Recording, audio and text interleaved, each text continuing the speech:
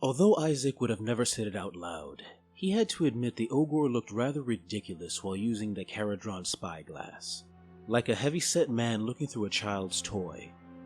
He would have even smiled, if he wasn't afraid the ogre would have sensed his amusement and eaten him.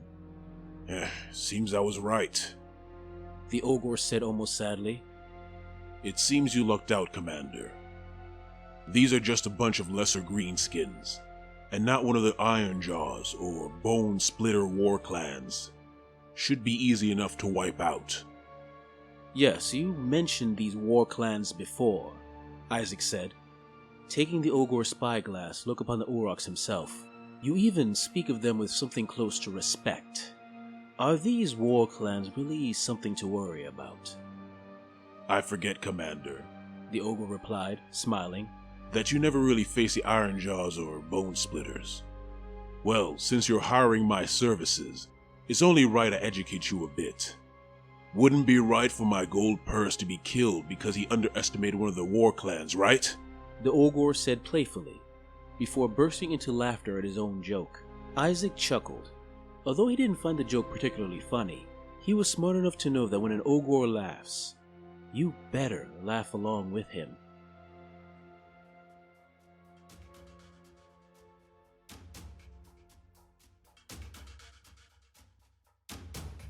Now, Orruks are a rowdy and simple bunch, and to keep them in line, all you really need is a big enough boss to smash their skulls in, and a finger to point them in the direction of a fight.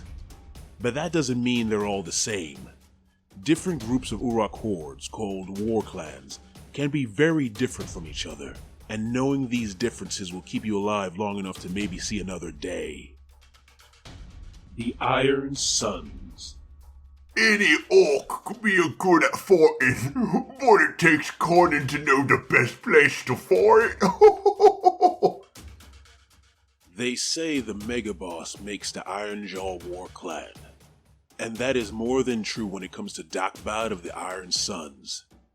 Back in the day, Dakbad was like any other brute, mean-spirited, violent, and prone to kick around lesser greenskins when he got bored. But unlike most other brutes, he was also cunning.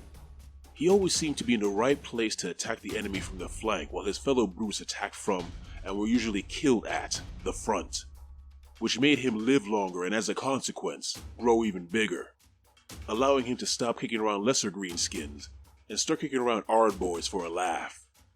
Soon he got so big that the other Orruks thought he was a natural choice for a future Megaboss. A fact that the current Megaboss, Gutdruck Fourfist, and his underlings didn't like very much. One day, after Dakbad went to deal a death blow to a Gargant only after waiting for his boys to take it down, Gutdruck Fourfist called Dakbad a coward. Told him that a true Orruk would charge at the enemy and not wait for a good time to strike. He challenged Dakbad to charge straight at the next beast he sees without waiting. Dakbad, surprisingly, agreed. That very next morning, before most of the Orruks of the Warclan were awake, he went charging straight at one of the ravines in Gur. The Megabosses, not wanting to be shown up by Dakbad, charged in after him. Now this might have been the end of Dakbad. If Dakbad hadn't planned ahead, he knew what was waiting at the bottom of the ravine. A Maw Crusher, and when the Maw Crusher saw the Orruks charging at it, it bellowed, its roar freezing the charging Orruks in place. Except for Dakbad, who had stuffed his ears with Gargant earwax before running into the ravine. As the other Orruks stood stunned, Dakbad climbed up the Maw Crusher and aimed it at the still recovering Megabosses, turning them all into Maw Crusher dung.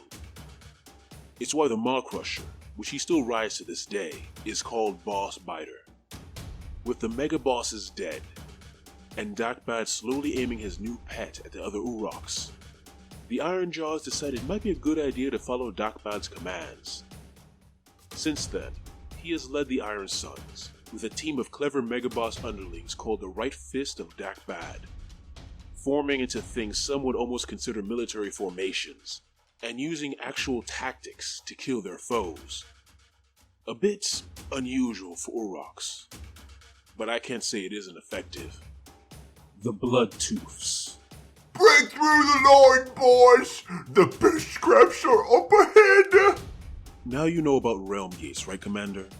Those magical portals that allow armies to travel to different places in the realms. You also know how dangerous they can be. Ever since the Age of Chaos, those realm gates have been rather unstable. There are safe ones that always go where they're supposed to go, but there are far more that may lead you into a volcano, under the ocean, or worse. Even Urroks tend to be a tad bit cautious around unproven realm gates, except for the Urroks of the Bloodtooth's War Clan. You see, back in the day, the entire War Clan went on a mission to find the famous Orruk Warclans. Warclans is the biggest and baddest Orruk around, and he would naturally be at the biggest and baddest fights. Since they didn't exactly know where he was, they just dived into every realm gate they found and hoped to get lucky. But after a few realm gate hops, they discovered something. Almost every time they hopped into a realm gate, they got into a fight with new and more interesting enemies. Soon enough, the search for Warclans was forgotten, as the War Clan made it their mission to climb into every single realm gate they could see. Since they want to go to every realm gate as quickly as possible, they place great value on speed, placing a greater emphasis on speedy Boom Grunts than any other War Clans, and prizing artifacts that make them even faster. In battle, you can expect them to use their speed to charge in and break through your line very quickly, usually to get to the realm gate you're trying to protect. The Choppers. Bring it down, smash it up, crush it all for the war! Now there is nothing the Choppers love more than destruction. I know, Aurochs and destruction is as natural as fresh meat and screams, but the Choppers take it to another level. Those vandal hordes of rabble-rousers make it their mission to deface and smash anything the more civilized races, like yourselves, build. A temple to a god, destroyed. A pretty tower, toppled. A garden of reflection, turned into an outhouse. If it looks important, it must be destroyed in the most brutal way possible. They are also only technically ruled by a megaboss. You see, their original megaboss had a bad case of spontaneous combustion, a common occurrence among megabosses, with power-hungry Weird Knob shamans. The Weird Knob shaman, by the name of Orruk I think, took the megaboss's skull and put it on a stick. He claimed that Dogrok, the megaboss that was combusted, was still giving orders through the skull to him. Even used his magic to make the skull scream every once in a while to make it extra convincing. Now Dogrok, as a megaboss, was a tough Orruk when he was amongst the living, so even dead his Urrok subordinates were inclined to follow his orders, making Orruk's rise to power surprisingly easy. The Choppers have fewer brutes and Boom Grunts than most war clans, making them less punchy, but they make up for it with enthusiasm and sheer numbers. If you're facing them, maybe consider letting them destroy your pretty statues. I mean, you could always rebuild them later. The Boom Grunts. Feed the spirit of Gorkon Morkanya. Let it know nothing that'll be too big to be taken down. Out of all of the Bone Splitters, the Orruks of the Bone Grunts are said to have taken on the most great beasts, making them one of the largest and most respected Bone Splitter war clans around. And one of the keys to their success are their amber-tipped arrows. Arrows made from the bones and marrows of creatures that inhabit the realms of beasts, infusing them with the primal power of Gur, making even the greatest of great beasts struck by it go into a frenzy and attack when it should do something more sensible, like run away. It also works quite well against armies. Even the ordered ranks of the Stormcast Eternals turn into a jumbled mess when a few of their warriors get stuck with arrows and charge at the Urroks with mindless fury. The Bone Grunts travel all over the realms looking for mighty beasts to slay, and you can tell it's them by their blue war paint and what seems like endless numbers of savage Urroks and arrow boys that make up a majority of their army. And seeing them can strike terror in weaker mortals, as it feels like one of the great beasts themselves is coming for you. Might have something to do with the Beast Totems they like to carry around.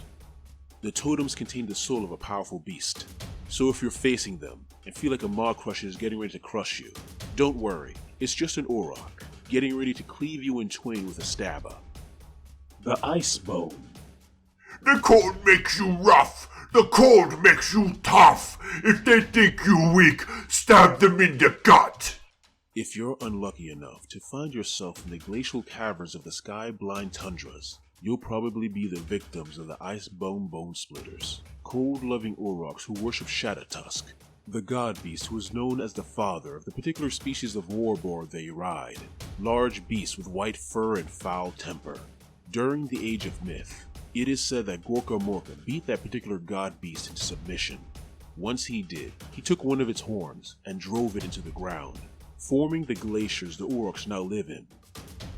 Because of this, the glaciers are teeming with a bluish-wa energy that enhances the ice it's made of, allowing the Orruks to make weapons from the ice that can occasionally freeze an enemy solid, as the Orruks hit the enemy with hit-and-run tactics. The Dragfoot. Remember, boys, if they ain't bleeding, they is cheating. The Dragfoot can be said to be the most zealous of the war clans, which sort of explains the high numbers of war dogs and weird knobs that constantly channels the war clan's ambient war energy. So high is their zeal that if they see other Orruks of other war clans not paying enough respect to Gorka Morka, they might give them a bashing or two. But their real anger is set on those who don't bleed. During the Age of Chaos, demons of Khorne and spirits of the dead kept attacking their ancient hunting grounds, desecrating them, and hunting all the beasts that call it home. And worse, those creatures didn't have bones that the Orruks could use to strengthen themselves. Channeling the power of the Wa through massive dances, they perform rituals to literally shout down the magic that binds demons and spirits together, while also disrupting the spells of any nearby wizards, making it their mission to disperse those ethereal cheaters wherever they may be. You'll recognize them in battle by their crimson tattoos that can burn nearby enemies, and their Orruk weapons fused with Drake Beast souls. When wielded by the zealous Orruks of the War Clan, the blades can cut the forms of ethereal foes, as easy as it could cut flesh, because if there's nothing that Gorka Morka hates more, it's an enemy that won't fight proper. I hope that was helpful, Commander. Not that you need it right now. Those greenskins down there probably won't even be worth the effort, honestly. An unsatisfying meal. Maybe weaker than other Orruks, Isaac said, trying to hide his disgust at the ogre's eating habits. But there are a lot of them. That is far more meat than even you can eat, I'm sure. It's not the quantity of the meat, Commander. It's the quality. And there are some types of meat that makes me just salivate just looking at it. The ogre said with a smile, as he gazed hungrily at the commander. Isaac simply laughed, hiding his terror as best as he can, and reminding himself to give the ogre mercenary a sizable bonus at the end of today's battle. Hey guys, I hope you enjoyed this video on the war clans of the Ironjaws and the Bone Splitters. First off, I want to say thanks to my friend Billy for all the Orruk verses you heard. Anyway, thanks for listening/watching. If you really like it, please subscribe, comment, press a little bell so you know whatever I post, etc. But if you really like it, please consider giving to my Patreon. The extra money gives me the time I need to work on these stories that I love. Anyway, thanks for listening/watching, and see you next time.